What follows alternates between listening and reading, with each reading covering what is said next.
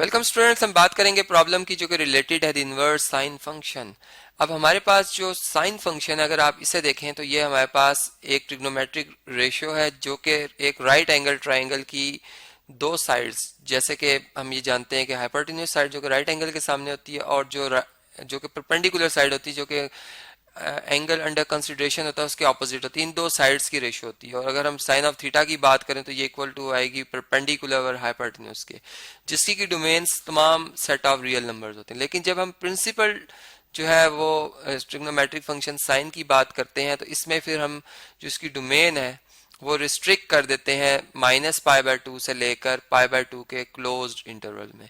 और इसलिए कि ताकि इसका जब इनवर्स साइन फंक्शन लिया जाए तो वो भी एक फंक्शन हो, मतलब वो एक फंक्शन हो, इनवर्स भी एक फंक्शन हो। तो यहाँ पर अब जो हमारा क्वेश्चन है अगर हम इसको देखें तो इसमें लिखा हुआ है evaluate without using tables and calculators. ठीक है, तो हम कंसेप्ट वाइज इस क्वेश्चन को सॉल्व करेंगे। अब देखें साइन इनवर्स ऑफ 1। अब प्रिंसिपल साइन फंक्शन की जो डोमेन है वो थीटा है और वो बिलोंग करी -π/2 से π/2 के दरमियान। इसका मतलब कि हमारा आंसर इन्हीं एंगल्स इसी इंटरवल के अंदर अंदर है। ठीक है, अब कौन सा है इसे मैं तलाश करूं तो मैं इसे थीटा लिख देता हूं। ठीक है, कि साइन इनवर्स अगर 1 थीटा के इक्वल होगा तो हमने थीटा मालूम करना है कि वो एंगल क्या है। ठीक है जी, तो चलें अब अगर मैं इसको इस तरह से आपसे शेयर करूं कि अगर मैं दोनों तरफ साइन फंक्शन ऑपरेट कर लूं इस इनवर्स को खत्म करने के लिए, इसका इनवर्स फंक्शन साइन इनवर्स का इनवर्स फंक्शन साइन फंक्शन अगर दोनों तरफ ऑपरेट करें तो साइन साइन इनवर्स को खत्म कर देगा, ऑपरेट करके वापस 1 पे ले आएगा और यहाँ पर हमारे पास साइन ऑफ थीटा आ जाएगा। या चले मैं यूं भी कह सकता हूँ सिमेट्रिक प्रॉपर्टी लगाएं तो sine of theta equal to 1 आ गया। ठीक है जी, अब हमें पता है कि हमने यूनिट सर्कल से स्टडी किया था और इस इंटरवल को अगर हम मद्देनजर रखें तो हम जानते हैं कि एक ऐसा सर्कल जिसका रेडियस हम 1 कह रहे हों और उसका सेंटर अगर हम ओरिजिन पे रख रहे हों तो उससे यूनिट सर्कल कह रहे होते हैं हम। ठीक है, मतलब सिंपल रेडियस 1 होने की वजह से।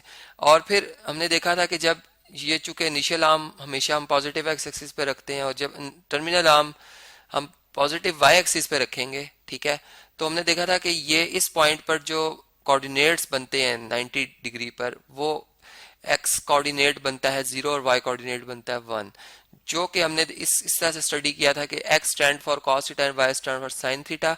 तो हमारे पास साइन 90 की वैल्यू 1 आ रही थी। इसका मतलब कि यहाँ पर जो एंगल आएगा हमारा वो इक्वल टू होगा π/2। ठीक है, तो यहाँ पर यही इसका रीजन बनेगा और फिर हम यूं ही कहेंगे कि जो हमारे पास क्वेश्चन था कि जो साइन इनवर्स ऑफ 1 हमसे पूछा जा रहा था वो हम बता सकते हैं कि वो कितना है जी, वो π/2 है। और हम ऐसा भी कह सकते हैं कि फर्ज करें अगर ये इक्वेशन ए और ये बी है तो मैं इक्वेशन नंबर बी को इक्वेशन नंबर ए में अगर यूज कर लूँ थीटा की वैल्यू तो वो हम यहाँ पर यूज करके भी बता सकते हैं कि ये हमारा आंसर आ गया। ठीक है जी, बात समझ गए आप। इसी तरीके से चले मैं इधर लाइंस भी लगा देता हूं ताकि ये सेपरेट हो जाए क्वेश्चन। अब सेकंड क्वेश्चन देखें, इसमें लिखा हुआ आर्क साइन ऑफ -√3/2 या √3/2। अब बेसिकली ये जो आर्क साइन है ये भी साइन इनवर्स ही होता है। ठीक है जी, तो जब हम इसका सोल्यूशन स्टार्ट करेंगे तो हम इसको यूं भी लिख सकते हैं कि sine inverse of -3/2 √3/2 is equal to theta. Again वही डोमेन है प्रिंसिपल साइन फंक्शन की, ट्रिग्नोमेट्रिक फंक्शन की। हम लिखेंगे sine of theta is equal to -√3/2।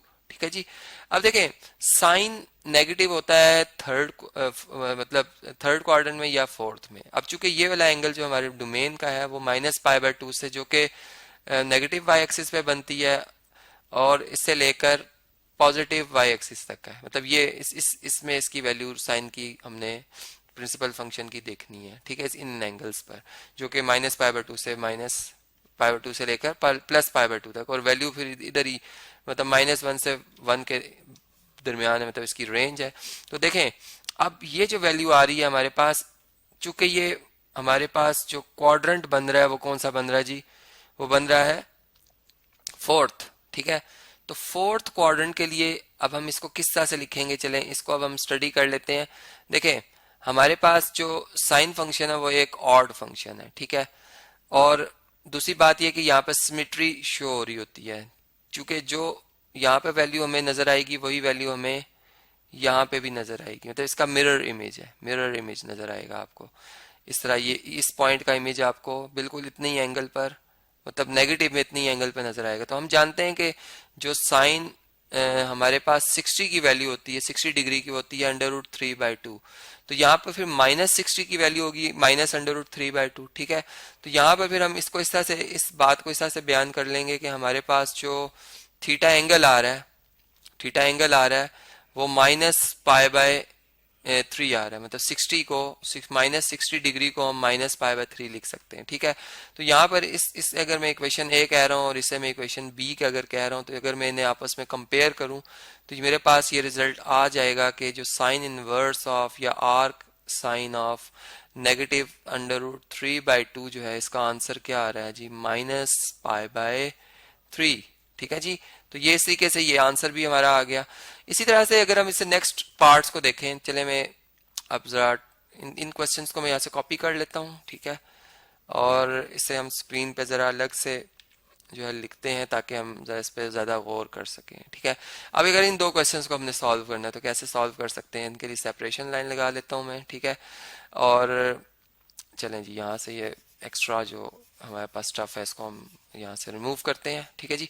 अब देखें हमारे पास अब क्वेश्चन कुछ इस तरह से है कि हमने साइन आर्क कॉज ऑफ 1/√2 की वैल्यू बतानी। मतलब सबसे पहले हम सपोज करेंगे, लेट से कि जो आर्क कॉज ऑफ 1/√2 है, ठीक है, ये किसके इक्वल है, ये इक्वल टू है जी फर्ज कर लें थीटा के, ठीक है। अच्छा, अब यहाँ पर भी एक बात के जो कॉस फंक्शन है, ठीक है, अगर हम कॉस फंक्शन जो है, प्रिंसिपल कॉस फंक्शन, अगर उसकी जो है वो डोमेन को अगर हम देखें तो वो हमारे पास जीरो से लेकर और जो है वो पाई तक रहती है, ठीक है, 0 से पाई के क्लोज इंटरवल में रहती है, ठीक है। तो ये भी मैं साथ में आपको बता देता हूँ कि जो थीटा बिलोंग करेगा वो 0 से पाई तक होगा। अब इसमें भी वही सेम रीजन, प्रिंसिपल हम कोसाइन फंक्शन की बात कर रहे हैं।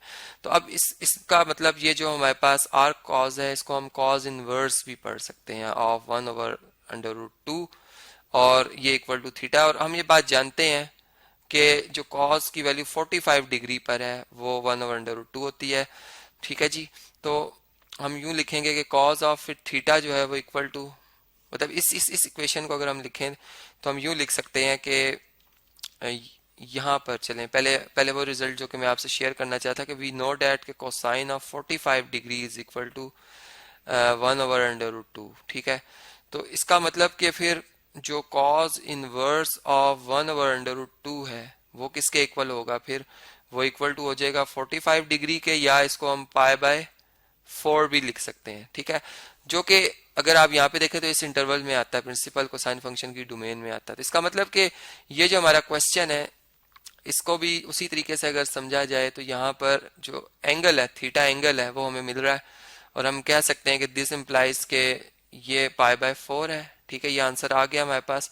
तो जो हमारा क्वेश्चन है साइन ऑफ ये जो आर कॉज ऑफ 1/√2, इसकी जगह अब हम क्या लिख सकते हैं, π/4 लिख सकते हैं। और साइन π/4 की वैल्यू जो होती है वो इक्वल टू होती है 1/√2 के। और इसमें चूंकि हमने टेबल और कैलकुलेटर यूज नहीं करना, तो मैं आपको इसका जो रीजन है वो यहाँ पर इस तरह से बता देता हूँ कि हमने जब एक इस तरह से बात स्टडी की थी यूनिट सर्कल के हवाले से, ठीक है, और फिर हमने कहा था कि अगर एंगल 45 डिग्री बन रहा हो, ठीक है, तो पॉइंट इस जगह पर होगा 45 डिग्री, ठीक है।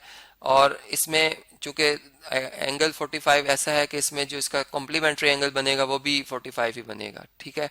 तो इसमें फिर ये जो डिस्टेंस आएगा हमारे पास और ये डिस्टेंस बराबर आएंगे, जिसको कि हम अगर पाइथागोरस थ्योरम से सॉल्व करें तो इसकी वैल्यू भी 1/√2 आती है, इसकी भी वैल्यू 1/√2 आती है। मतलब एक्स कोऑर्डिनेट भी 1/√2 है और वाई कोऑर्डिनेट भी इस पी पॉइंट का 1/√2 है। जैसे कि मैं भी आपको ऑलरेडी बता ही चुका हूँ कि एक्स कॉस थीटा है और वाई साइन थीटा है। तो यहाँ से फिर हमें ये बात क्लियर हो जाती है कि साइन π/4 और जो कोसाइन π/4 है इसकी वैल्यू जो हमारे पास 1/√2 आ रही है वो किस तरह से आती है, ठीक है।